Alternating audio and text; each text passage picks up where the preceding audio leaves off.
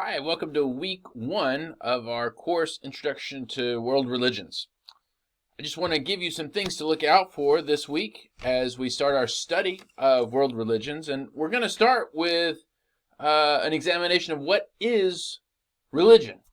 And maybe that seems like an obvious question, but it's not as easy to answer as you might think. In this course, we're going to take an academic perspective on the study of religion. Now, when you approach religion, there's two basic ways you can think about it. One, and this is what most people think, is what's called an insider approach. Insider approach is from the inside of some particular religious tradition.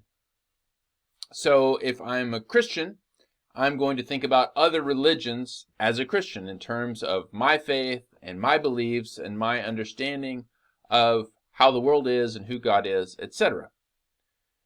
Now, part of that insider perspective, while it's what most of us do naturally, and while there are some advantages to it, it ends up becoming a matter of learning in order to evaluate, or learning in order to, in some cases, try to convert or debate. There's all sorts of ulterior motives connected with that insider perspective. Now, there is a part of this which is simply trying to understand. It's called comparative theology. And that's an insider perspective. But for the most part, when you come across an insider perspective, it's either looking for something wrong or something right, evaluation. The other approach is the outsider perspective. And this is an attempt at an objective viewpoint. Now, there's no such thing as a totally objective viewpoint because we're all humans. We're all located somewhere in culture. We all have some kind of belief commitments, whether religious or not. But the objective approach, or the scientific approach, tries to step back and to see things from a position of objectivity. And the example that I like to give is of a Martian observer. So we're studying religions as if we landed a spaceship on planet Earth from Mars. We know nothing about these Earthlings or what they do, but we are landing in different places, maybe different parts of the world or different times in history, and we're observing. We're seeing what people do.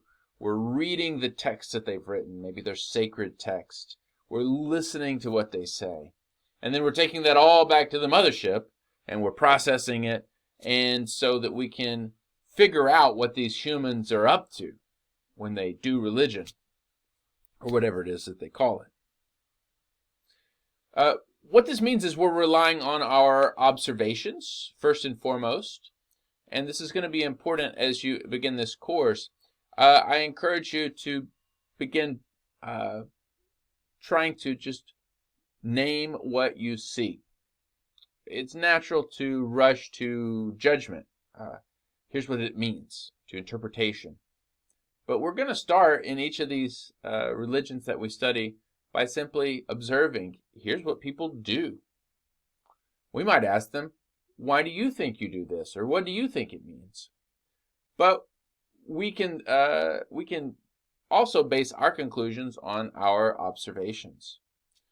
So this is again a difference between an insider and outsider perspective. As an insider, I'm going to believe what is said. This is what this means. This is who God is, etc. But as an objective outsider, taking a scientific approach to religion, I'm maybe a little more critical.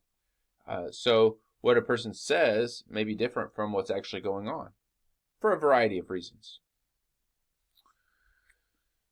Now, this brings us back to the question of belief and practice. So a lot of us probably think of religion in terms of belief. Maybe you would even define religion as beliefs about God or something to that effect. But it's important to remember that this is not actually the way many people around the world think about religion. In fact, this is a particularly Christian approach to religion because Christianity heavily emphasizes belief. It's sometimes thought of as a creedal religion. Creed means I believe. It's a statement of faith. And so, for instance, a Christian might define other Christians as those who believe in Jesus Christ, that he's the Son of God. That would be a pretty standard understanding of Christianity. But what does the Martian think when he lands among us? Well, he might say, well, a Christian is someone who gathers with like-minded people on Sunday mornings. Or a Christian is someone who regularly participates in a ritual involving bread and wine. Or a Christian is someone who gives their money away to the poor. They might look at a practice independent of a belief. And this is actually, again, what many people from other religions do. They put more stock in what you do than in what you believe. The body over the mind. And so, as strange as it may sound, there are some religions where you can be an atheist. You don't have to believe any certain thing, but as long as you're doing the practices, if you're Jewish, maybe circumcision is what's important. And if you're circumcised, you're Jewish. And what you believe about God is secondary. So our focus will be on observing practices and seeing what that says. What do these practices say about a group of people and what they think is important? So as we seek to define religion, and that's one of our main tasks this week, we can't just fall back on what sounds right to us. These are people who believe in God, or even people who believe in a higher power.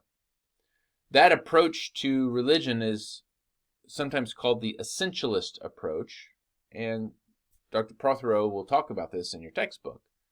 The essentialist approach says, well, it's the essence of religion.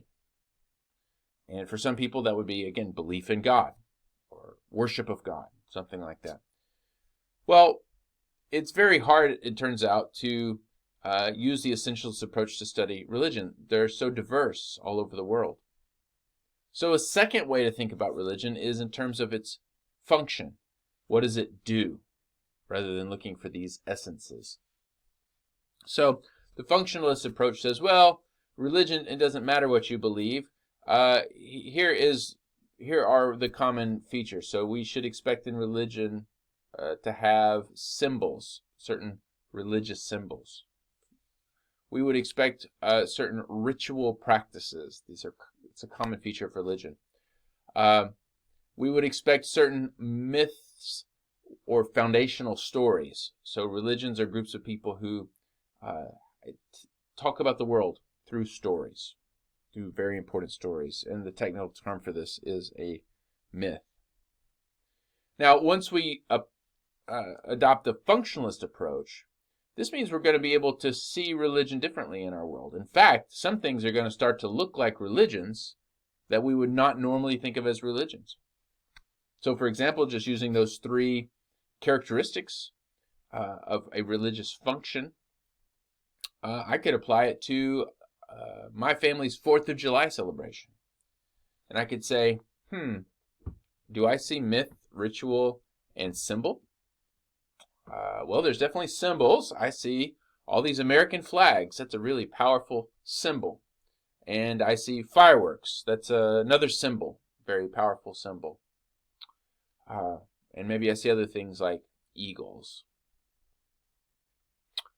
Is there a ritual? Well, at least in my family, the 4th of July, we sacrifice an animal and we roast its flesh on an open flame. We call it barbecue.